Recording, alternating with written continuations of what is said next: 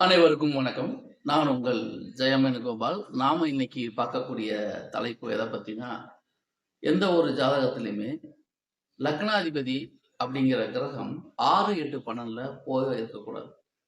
ஏன்னு கேட்டா, லக்னாதிபதி அப்படிங்கிற கிரகம் தான் அந்த ஜாதகத்துல முக்கியமான பங்கு. லக்னாதிபதி வலுவாக இருந்தா தான் ஜாதகத்துல சிறப்பான அமைப்புகள் இருந்தாலும், அந்த அமைப்புகளை ஜாதகரால் அனுபவிக்க முடியும்.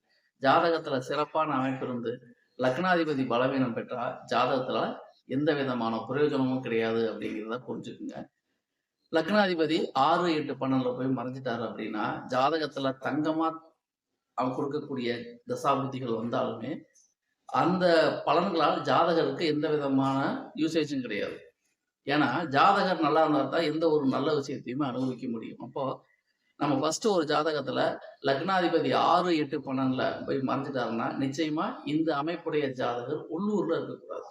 அப்படி உள்ளூர்ல இருந்தாருன்னா ஜாதகரால் சர்வைவல் பண்ணி ஜெயிக்க முடியாது அப்படிங்கிறத நம்ம தெரிஞ்சுக்கணும். ஒரு சிம்பிளான விஷயம். ஒரு ஜாதகத்துல லக்னாதிபதி 6, 8, 12ல போயிட்டாரு அப்படின்னா அவரு என்னதான் சொந்த ஊர்ல இருந்தாலும் பெரிய லெவல்ல தன்னுடைய ரிசல்ட்டை காட்ட முடியாது. அப்போ இந்த அமைப்புடைய ஜாதகர்கள் வாழ்க்கையில ஜெயிக்கணும்னா வெளியூர், வெளி மாநிலம் இந்த மாதிரி அவங்க சொந்த பிறந்த ஊர்ல இருக்கக்கூடாது. மற்ற எந்த ஊர்ல போய் இருந்தாலுமே நிச்சயமா ஜாதகர் ஜெயித்து விடுவார் அப்படிங்கிறத நம்ம தெரிஞ்சுக்கணும். ஒரு அடிப்படையில ஒரு ஜாதகத்துல லக்னாதிபதி எந்த அளவுக்கு வலிமையாக இருக்கிறாரோ அதை பொறுத்து தான் ஜாதகருடைய வாழ்வாதாரம். சரி, ஒரு ஜாதகத்துல எந்த விதமான சிறப்புகளுமே இல்லை, ஆனா லக்னாதிபதி மட்டும் ஆட்சி உச்சமா இருக்காருன்னு அப்படி இருந்துட்டாருன்னா நிச்சயமா இந்த அமைப்புடைய ஜாதகர் வாழ்நாளில் கண்டிப்பாக ஜெயித்து விடுவார்.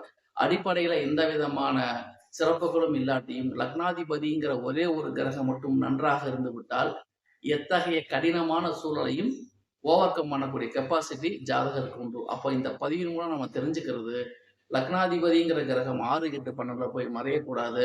அப்படியே மறைஞ்சாலும் அவர்கள் சொந்த ஊர்ல இல்லாம வெளியூர்ல போனாங்கன்னா நிச்சயமா வாழ்க்கையில ஜெயிப்பதற்கு உண்டான சாத்தியக்கூறுகள் இருக்கு அப்படிங்கிறதுதான் இவை முழுக்க முழுக்க பொதுவான தகவல்கள். தனிப்பட்ட ஜாதகத்தை பொறுத்து அதில் உள்ள கிரக அமைவுகளை பொறுத்து பலன்கள் வேறுபடும் அப்படிங்கிற அடிப்படை கூறுகளை நாம் மறந்துவிடக்கூடாது. பொதுவான தகவல் என்பது வேறு, தனிப்பட்ட தகவல் என்பது வேறு. நன்றி நேயர்களை, மீண்டும் அடுத்த பதிவில் வேறொரு தலைப்பில் உங்களை சந்திக்கின்றேன். அதுவரை உங்களிடமிருந்து விடைபெறுவது உங்கள் ஜெயம் வேணுகோபால். நன்றி, வணக்கம்.